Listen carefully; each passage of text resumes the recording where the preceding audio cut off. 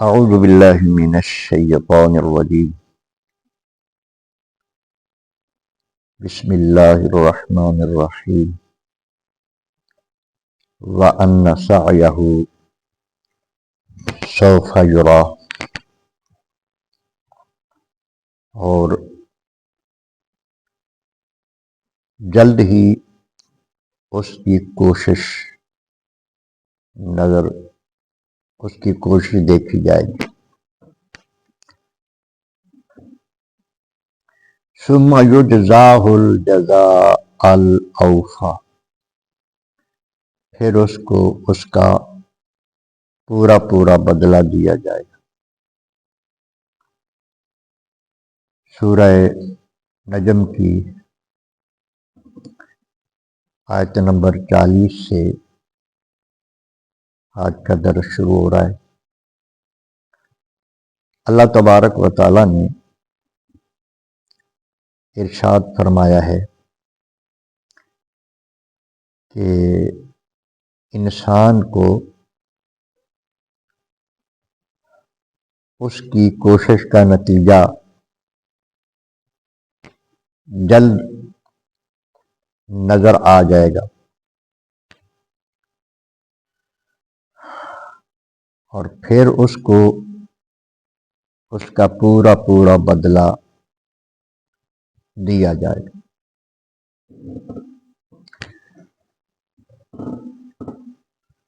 انسان زندگی گزار رہا ہے اور مختلف قسم کے عمل کر رہا ہے۔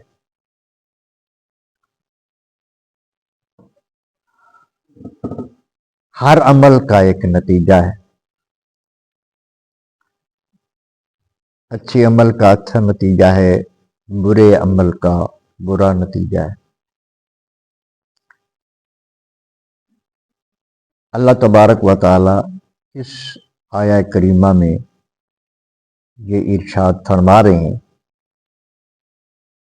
کہ جو بھی عمل کرتا ہے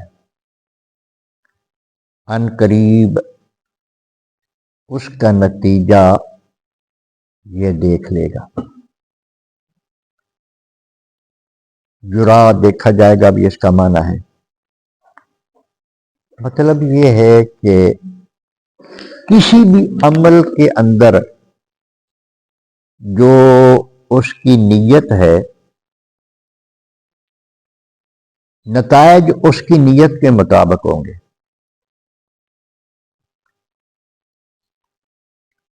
ایک بندہ نماز پڑھ رہا ہے،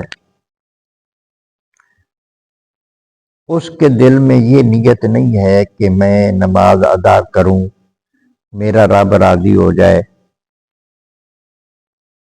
میری بخشش ہو جائے، میں اللہ تبارک و تعالیٰ کے حکم پر عمل کرتے ہوئے نماز پڑھ رہا ہوں یا صدقہ کر رہا ہوں۔ جب یہ نظریہ جو ہے یہ خالص ہے کہ اللہ کی رضا کے لیے یہ کام کر رہا ہوں، یہ نظریہ خالص ہے، اور ایسے شخص کو مخلص کہا جائے گا۔ اگر یہ ارادہ اور یہ نیت نہیں ہے تو پھر بندے کے حق میں یہ عمل جو ہے یہ مفید نہیں ہوگا۔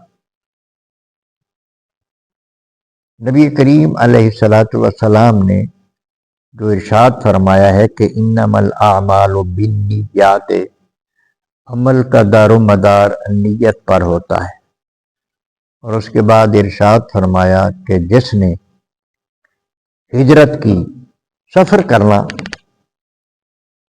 ایک شہر سے دوسرے شہر کی طرف جانا، یہ ہجرت ہے۔ اگر فرمایا کہ کسی نے کاروبار کی نیت کی ہے، سفر کر رہا ہے کاروبار کے لیے، تو اس کا کاروبار ہی ہوگا۔ اور یہ ارشاد فرمایا کہ اگر کسی عورت سے نکاح کرنے کے لیے سفر کیا ہے تو وہ اسی کی طرف، ہجرت کاروبار کے لیے کی ہے تو کاروبار کی طرف، کسی انسان کے لیے کی ہے تو وہ انسان کے لیے ہجرت ہوگی، اور اگر دین کے لیے ہجرت کی ہے، دین کی کسی معاملے میں دین سیکھنے کے لیے ہجرت کی ہے یا اپنے دین کو بچانے کے لیے ہجرت کی ہے، تو وہ ہجرت اللہ اور اللہ کے رسول کی طرف ہوگی۔ اسی طرح جو کام بھی بندہ کرتا ہے اس میں اگر نیت اللہ اور اللہ کے رسول کی رضا نہیں تو اسے ریا کہتے ہیں، اور ریا والا عمل جو ہے، ریا والی نماز بھی بندے کے منہ پہ ماری جاتی ہے۔ اللہ اکبر۔ ایک لمبی حدیث ہے، میں اس کا ایک مختصر میں خلاصہ عرض کرتا ہوں اس بات کو سمجھنے کے لیے۔ نبی کریم علیہ السلام نے ارشاد فرمایا کہ حشر کے دن ایک شخص کو لایا جائے گا جس نے علم حاصل کیا۔ اللہ فرمائے گا تو نے کیا کیا؟ وہ کہے گا میں نے علم حاصل کیا۔ علم اس نے دین کا ہی حاصل کیا۔ جب دین کے علم کا یہ حال ہے تو دوسرے کا پھر کیا ہوگا؟ میں نے دین کا علم حاصل کیا ہے، میں نے پڑھا ہے، میں نے پڑھایا ہے۔ تو اللہ تبارک و تعالیٰ ارشاد فرمائے گا کہ تو نے یہ اس لیے پڑھا تھا کہ مجھے عالم کہا جائے، بڑا عالم کہا جائے، تو وہ تجھے کہہ دیا گیا، تجھے اس کا صلہ مل گیا۔ تو شہرت چاہتا تھا دنیا میں، تجھے وہ مل گیا، اور پھر حکم ہوگا فرشتوں کو کہ اس کو جہنم میں ڈال دو۔ اسی طرح ایک سخی کو، جو مالدار ہوگا، جس نے بہت مال خرچ بھی کیا ہوگا، جیسے آج کل ہمارے پاکستان میں بھی رواج ہے کہ الیکشنوں کے دنوں میں یہ مخیر بن جاتے ہیں، ہاں جی، تو کچھ نہ کچھ کام کروا بھی دیا جاتا ہے۔ تو وہ شخص کہے گا کہ میں نے مال خرچ کیا۔ اللہ تبارک و تعالیٰ ارشاد فرمائے گا تو نے اپنی شہرت کے لیے کہ تجھے سخی کہا جائے، تو نے اس لیے اس کو بھی جہنم میں خلاصہ بیان کر رہا ہوں، اس کو بھی جہنم میں پھینک دیا جائے گا۔ تو مطلب یہ ہے کہ اس کا عمل دیکھا جائے گا یا وہ خود اپنے عمل کو ان قریب دیکھ لے گا۔ لہذا ہمیں یہ چاہیے کہ ہم ہر معاملے میں، ہر کام میں اپنی نیت کو درست رکھیں۔ ہماری نیت دنیا کے لیے نہ ہو، ہماری نیت دین کے لیے ہو۔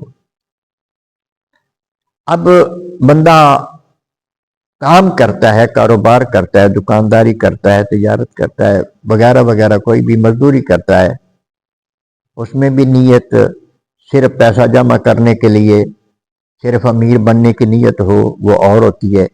رزق حلال کمانے کی اور اپنے نفس کے حقوق اور اپنے متاحتوں کے حقوق ادا کرنے کی اگر نیت کر لیتا ہے بندہ، تو اس میں زمین آسمان کا فرق ہو جاتا ہے۔ وہ پھر کاروبار بھی کر رہا ہے تو چونکہ نیت اس میں اللہ کی رضا ہے، تو یہ کار ثواب ہو جائے گا، یہ عبادت ہو جائے گی۔ تو اس لیے ہر معاملے میں، اور نبی کریم علیہ السلام نے ارشاد فرمایا کہ اللہ تبارک و تعالیٰ صرف وہ عمل قبول کرتا ہے جو اس کی رضا کے لیے کیا جائے۔ ترمذی شریف میں یہ ہے، صرف وہ عمل قبول کرتا ہے جو اللہ کی رضا کے لیے کیا جائے۔ اس کے بعد ارشاد فرمایا وَأَنَّ إِلَىٰ رَبِّكَ الْمُنْتَهَىٰ، اور یہ کہ سب کو آپ کے رب کے پاس ہی پہنچنا ہے۔ اللہ تبارک و تعالیٰ سے کوئی بھاگ نہیں سکتا۔ مرنے کے بعد حساب کتاب کے لیے اللہ کی عدالت میں پیش ہونا ہے ہر ایک کو۔ آپ کے رب کے پاس ہی پہنچنا ہے۔ وَإِنَّ إِلَىٰ رَبِّكَ، بے شک طرف آپ کے رب کی، المنتہا، منتہا ہے انسان کی انتہا جو ہے وہ رب کی طرف ہے، یعنی بالآخر اللہ کی بارگاہ میں پہنچنا ہے حساب کتاب دینے کے لیے۔ اللہ سے کوئی بھی بھاگ نہیں سکتا، اس کو ہر انسان کی پیشی ہوگی اور اس چیز کا ہر وقت بندے کو خیال رکھنا ہے کہ میں نے اپنے اعمال کا حساب و کتاب دینا ہے۔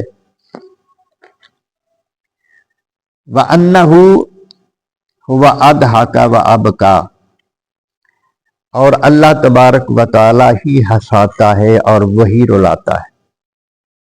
ایک تو یہ ہے کہ یہ جو ہنسنے والا عمل ہے اس کا خالق بھی اللہ ہے، اور رونے والا جو عمل ہے اس کا خالق بھی اللہ ہے۔ اور وہ حالات